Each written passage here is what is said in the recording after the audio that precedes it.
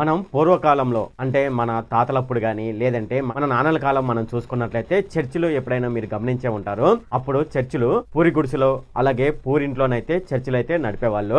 అంతేకాకుండా అప్పుడు ఒక పాస్టర్ గారు ఉండేవాళ్ళు. అతను బైబిల్ పెట్టుకోవడానికి ఒక చెక్క టేబుల్ అయితే ఉండేది, ఒక మైక్ ఉండేది. అప్పటి కాలంలో అసలు కెమెరాలు కూడా ఉండేవి కావు. అంటే అప్పటి కాలంలో పాస్టర్ల పరిస్థితి ఆ విధంగానైతే ఉండేది. కనీసం వాళ్ళ ఇంట్లో గడవడానికే కష్టంగా ఉండేది. ఇక చర్చికి సంబంధించిన ఐటమ్స్ ఏమైనా కొనాలన్నా సరే వాళ్ళైతే చాలా ఇబ్బందులు అయితే పడిపోయేవాళ్ళు.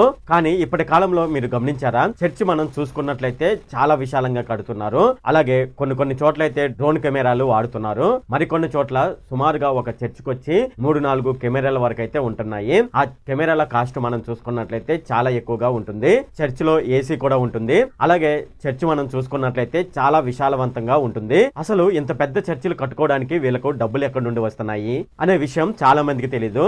అయితే ఈ వీడియోలో నేను దానికి సంబంధించిన ఇన్ఫర్మేషన్ అయితే ఇచ్చే ప్రయత్నం అయితే చేస్తాను. నేను ఈ వీడియోలో కేవలం నేను చెప్పేది ఇన్ఫర్మేషన్ మాత్రమే. సో ఇందులో 50% అయితే కరెక్ట్ గా ఉంటాయని నేనైతే అనుకుంటున్నాను. ఇప్పుడు మనం వీడియోలోకి అయితే వెళ్ళిపోదాం. హాయ్ ఫ్రెండ్, నా పేరు సతీష్ బాబు. నేను రియల్ ఫ్యాక్ట్స్ కి సంబంధించిన వీడియోలు అయితే చేస్తూ ఉంటాను. ఎవరైతే నా ఛానల్ ని కొత్తగా చూస్తున్నారో వాళ్ళైతే తప్పకుండా సబ్స్క్రైబ్ అయితే చేసుకోండి. ఇలా మీరు ఒకసారి సబ్స్క్రైబ్ చేసుకున్నట్లయితే నేను ఈ వీడియో చేయడానికి పడిన కష్టానికి అలాగే నా ఛానల్ కి మీరు కొంచెం సపోర్ట్ చేసిన వాళ్ళు అవుతారు. ఇప్పుడు మనం వీడియోలోకి అయితే వెళ్ళిపోదాం. ఈ వీడియోలోకి వెళ్లే ముందు నాదొక క్వశ్చన్. అదేమిటంటే ప్రపంచంలో అతిపెద్ద క్రైస్తవ శాఖ ఏది? దీనికి సంబంధించి నేను 4 ఆన్సర్లు అయితే ఇస్తాను. దానిలో A Baptist church, B Lutheran church, C Roman Catholic church, Orthodox church. వీటిలో కరెక్ట్ ఆన్సర్ ఏంటనేది మీరు కింద ఉన్న కామెంట్ సెక్షన్ లో అయితే తెలియజేయండి. అయితే దీనికి కరెక్ట్ ఆన్సర్ కావాలంటే ఈ వీడియో చివరి వరకు అయితే వెయిట్ చేయండి. చర్చ్ కు వచ్చే భక్తుల నుండి విరాళాలు అయితే వస్తాయి. అంటే చర్చ్ కి ప్రార్థన కోసం వస్తూ ఉంటారు కదా, వాళ్ళు ప్రార్థన అయిపోయిన తర్వాత ఎంతో కొంత చందానైతే ఆఫరింగ్ బాక్స్ లోనైతే వేసి వెళ్తూ ఉంటారు. ఇక ఇది మాత్రమే కాకుండా వాళ్ళకు నెల శాలరీ అయితే వస్తుంది కదా, ఆ శాలరీలో 10% చర్చ్ కి ఇవ్వాలనే ఒక నిబంధన అయితే ఉంది. అయితే ఈ 10% అనేది అందరూ ఇవ్వరు, కొంతమంది మాత్రమే ఇస్తారు. పల్లెల్లోనూ పట్టణాల్లోనూ మనం చూసుకున్నట్లయితే ఎవరైతే రెగ్యులర్ గా చర్చ్ కి వస్తారో వాళ్ళు నెలవారీ విరాళాలు అయితే ఇస్తారు. అంటే ఇంతకు ముందు చెప్పుకున్నాం కదా 10% శాలరీలో ఇవ్వాలని. సో దాన్ని దశమ భాగం అని పిలవడం జరుగుతుంది. ఇవే కాకుండా విరాళాలు, బాప్తిసం, ప్రత్యేక ప్రార్థనలు వంటి వాటికిచ్చే ప్రత్యేక కానుకలను లేదంటే విరాళాలను చర్చి సేవలకు ఉపయోగిస్తారు. అప్పుడు చిన్న మొత్తంలోనే డబ్బులైతే వస్తూ ఉంటాయి, ఎక్కువగానైతే రావు. అయితే మనం పై చెప్పుకున్నాం కదా, సో వాళ్ళ దగ్గర సర్వీస్ ఫీ రూపంలో లేదంటే లవ్ ఆఫరింగ్ రూపంలోనైతే ఆ చిన్న అమౌంట్ అయితే వస్తూ ఉంటుంది. మనం మన ఇంటిని రిజిస్ట్రేషన్ అయితే చేయించుకుంటాం కదా, అలాగే కంపెనీలు కూడా రిజిస్ట్రేషన్ అయితే చేసుకుంటాయి. చర్చిలను కూడా రిజిస్ట్రేషన్ అయితే చేస్తూ ఉంటారు. అయితే చర్చిని నాన్ ప్రాఫిట్ మత సంస్థగా దాన్ని రిజిస్టర్ చేసుకున్నట్లయితే, అంటే ఇక్కడ నాన్ ప్రాఫిట్ మత సంస్థ అంటే మనం పెద్ద మిషనరీలు ఉంటాయి కదా, మిషనరీలు కూడా నాన్ ప్రాఫిట్ మత సంస్థగా రిజిస్ట్రేషన్ అయితే చేసుకుంటాయి. అంతేకాకుండా కొంతమంది సొంతంగా చర్చిలు అయితే పెట్టుకుంటారు కదా, వాళ్ళు కూడా నాన్ ప్రాఫిట్ మత సంస్థగానైతే ఆ చర్చిని రిజిస్ట్రేషన్ అయితే చేసుకోవచ్చు. ఒకవేళ ఇలా గనక నాన్ ప్రాఫిట్ మత సంస్థగా రిజిస్ట్రేషన్ చేసుకున్నట్లయితే FRCA ద్వారా వాళ్ళైతే విరాళాలు అయితే పొందవచ్చు. ఇక్కడ FRCA అంటే ఫారిన్ కాంట్రిబ్యూషన్ రెగ్యులేషన్ యాక్ట్ అని అర్థం. అయితే దీని గురించి మనం ఇప్పుడు పూర్తిగా తెలుసుకుందాము. దీనిని తెలుగులో చెప్పాలంటే విదేశీ నిధుల నియంత్రణ చట్టం. ఈ చట్టం ద్వారా విదేశాల నుండి వచ్చే డబ్బులను ఏ సంస్థలు లేదంటే ఏ వ్యక్తులు స్వీకరించారో ఆ డబ్బులను ఎలా వాడాలో భారత ప్రభుత్వం అయితే నియంత్రిస్తుంది. ఇక ఒక సంస్థ నాన్ ప్రాఫిట్ మత సంస్థగా రిజిస్ట్రేషన్ అయిపోయింది అనుకోండి, దానికి నిధులు ఏ విధంగా వస్తాయి అనేది ఇప్పుడు చూద్దాము. చర్చిలు అన్ని మనం చూసుకున్నట్లయితే రిలీజియస్ ట్రస్టులు లేదా నాన్ ప్రాఫిట్ సంస్థలు ఒక NGO గా నాన్ ప్రాఫిట్ ఆర్గనైజేషన్ గా ఇవి ఉంటాయి. ఇవి విదేశాల్లో ఉండే క్రిస్టియన్ మిషనరీ సంస్థల నుంచి ఇవి విరాళాలు అయితే తీసుకుంటాయి.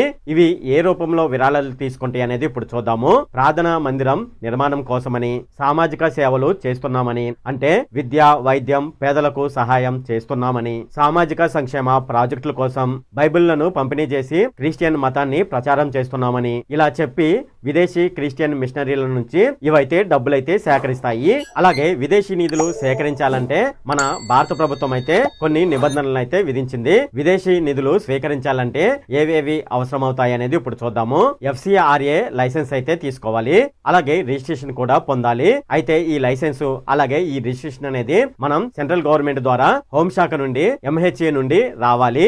బ్యాంక్ అకౌంట్ FCRA కి సంబంధించినటువంటి ఖాతా తప్పనిసరిగా ఉండాలి. ఇది మన ఇండియాలో చూసుకున్నట్లయితే ఒకే ఒక్క బ్యాంక్ అయితే ఇస్తుంది. అది SBI బ్యాంకు న్యూఢిల్లీ. ఇక్కడ నుంచే FCRA ఖాతా అయితే పొందాలి. అంతేకాకుండా మనం ఒక అప్లికేషన్ అయితే పూర్తి చేయాలి. దానిలో అన్ని వివరాలు స్పష్టంగా ఫిల్ చేయాలి. డబ్బులు మనకు ఎక్కడి నుండి వస్తున్నాయి, ఆ డబ్బులు ఏ ప్రయోజనం కోసం వస్తున్నాయి అనేది స్పష్టంగా ఆ అప్లికేషన్ లో ఫిల్ చేయాలి. అయితే సాధారణంగా నిధులు అనేది ఏ ఏ దేశాల నుండి ఎక్కువగా వస్తాయి అనేది ఇప్పుడు చూద్దాము.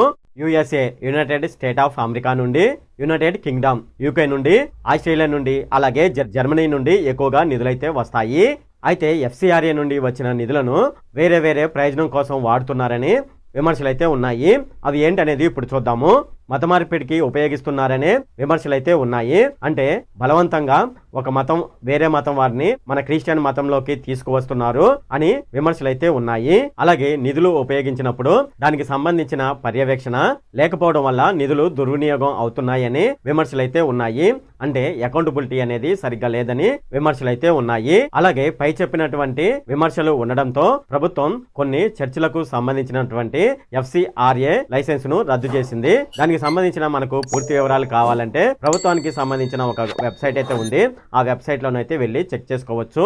అంతేకాకుండా ఇక్కడ చర్చ్ పేరుతో రిజిస్టర్ అయిన సంస్థలు కూడా ఉన్నాయి. సో అవి కూడా మనం ఈ వెబ్సైట్ లోనైతే చెక్ చేసుకోవచ్చు. ఈ వెబ్సైట్ పేరు వచ్చేసేసి FCRA.online.nic.in అనే అధికారిక వెబ్సైట్ లోకి వెళ్ళి మనం అన్ని వివరాలు అయితే అక్కడ చెక్ చేసుకోవచ్చు. అయితే FCRA ద్వారా నిధులు ఏ విధంగా వస్తాయి అంటే చర్చ్ యొక్క పరిమాణం మీద ఆధారపడి ఉంటుంది. అంటే చర్చ్ పెద్దదిగా ఉంటే ఎక్కువ మంది జనాలు చర్చికి వస్తారు. చర్చ్ అనేది తక్కువగా ఉంటే తక్కువ మంది జనాలు వస్తారని ఫారెన్ కి సంబంధించిన క్రిస్టియన్ సంస్థలు అయితే భావించి ఆ విధంగానైతే నిధులైతే ఇస్తూ ఉంటుంది. ఇది మనుషులను బట్టి కూడా ఆధారపడి ఉంటుంది. అది ఎలాగనేది ఇప్పుడు చూద్దాము. చిన్న చర్చ్ అంటే ఇక్కడ చిన్న చర్చ్ అంటే 50 నుంచి 200 మంది వరకు పట్టే చర్చ్. అయితే 50 నుంచి 200 మంది వరకు ఆ చర్చిలో సభ్యులు ఉన్నట్లయితే సుమారుగా 2 లక్షల నుంచి 10 లక్షల వరకు అయితే నిధులైతే వస్తాయి. మధ్యస్థ చర్చ్ అయితే ఇక్కడ సభ్యులు ఎంతమంది ఉండాలంటే 200 నుంచి 500 వరకు సభ్యులైతే ఉండాలి. అయితే వీళ్ళకు నిధులు ఎంత వస్తాయి అనేది చూద్దాము. 10 లక్షల నుంచి 50 లక్షల వరకు నిధులైతే రావచ్చు ఫారిన్ నుండి. పెద్ద చర్చ్ అంటే 500 నుంచి కొన్ని వేల వరకు పట్టే చర్చ్. అలాగే దానికి సంబంధించిన సభ్యులు కూడా ఎక్కువలో వేలలోనే ఉండాలి. వాళ్ళకు నిధులు ఎంత వస్తాయి అనేది ఇప్పుడు చూద్దాము. 50 లక్షల నుంచి 5 కోట్ల వరకు నిధులైతే రావచ్చు. అంత అమౌంట్ రావచ్చు, అంతకంటే తక్కువగా కూడా రావచ్చు. ఇక్కడ చెప్పినట్లుగా అమౌంట్ వస్తుందని గ్యారెంటీ లేదు.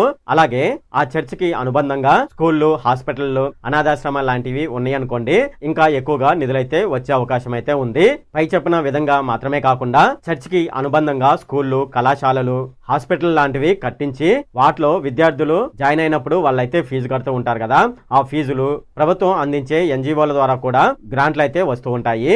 ఈ విధంగా కూడా చర్చ్ కి ఆదాయం అయితే వస్తుంది. చర్చ్ అనేది నాన్ ప్రాఫిట్ మత సంస్థగా అలాగే సొసైటీగా రిజిస్టర్ అయిందనుకోండి, ఇన్కమ్ ట్యాక్స్ సెక్షన్ 12A అలాగే 80G ప్రకారం చర్చ్ కు వచ్చే ఆదాయం పైన ఆదాయ పన్ను మినహాయింపు అయితే పొందవచ్చు. చాలా పెద్ద మిషనరీలు చూసుకున్నట్లయితే 10 కోట్ల నుంచి 300 కోట్ల వరకు ఆదాయాలు పొందిన రికార్డులు కూడా ఉన్నాయి. ఆ చర్చిలు ఏంటని మనం చూసుకున్నట్లయితే believers church, gospel for Asia, missionary of charity వంటి సంస్థలు 300 కోట్ల వరకు ఫారిన్ నుండి నిధులైతే సేకరించాయి.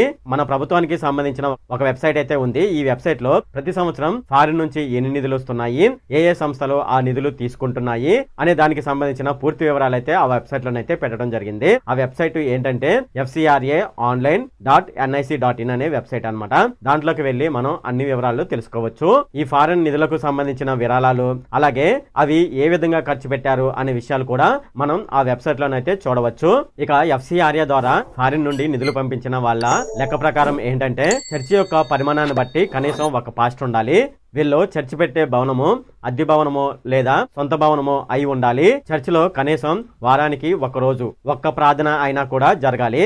అంటే ఆదివారం చర్చ్ తప్పనిసరిగా ఉండాలి. ఆ చర్చికి వచ్చిన వారు ప్రార్థన అయిపోయిన తర్వాత వాళ్ళు తప్పనిసరిగా తినడానికి బిర్యానీ ఉండాలి. ఇది FCRA నుండి నిధులు ఎవరైతే పొందుతారో వాళ్ళకు సంబంధించిన ఈ నియమాలు అయితే తప్పనిసరిగా పాటించాలి. నేను ఈ వీడియో మొదట్లో మీకు ఒక క్వశ్చన్ అయితే వేశాను. అదేమిటంటే ప్రపంచంలో అతి పెద్ద క్రైస్తవ మత శాఖ ఏది? దానికి సంబంధించి నేను 4 ఆన్సర్లు అయితే ఇచ్చాను. A Baptist church, B Lutheran church, C Roman Catholic church, D orthodox church. So వీటిలో కరెక్ట్ ఆన్సర్ ఏంటంటే రోమన్ క్యాథలిక్ చర్చ్. ఈ వీడియో ఎవరైతే చివరి వరకు చూస్తున్నారో వాళ్ళైతే జై హింద్ అని టైప్ చేయండి. ఈ వీడియో కనుక మీకు నచ్చినట్లయితే ఇక్కడ కింద ఉన్న రెడ్ కలర్ సబ్స్క్రైబ్ బటన్ మీద అయితే ప్రెస్ చేయండి. అలాగే ఈ వీడియోని మీ ఫ్రెండ్స్ అండ్ ఫ్యామిలీ మెంబర్స్కి అయితే షేర్ చేయండి. అలాగే ఈ వీడియో సంబంధించి ఏమైనా కామెంట్లోని అనుకోండి, నాకు తప్పనిసరిగా కింద ఉన్న కామెంట్ సెక్షన్లో అయితే తెలియజేయండి. ఈ వీడియో అంతే friend. Okay, thank you friend.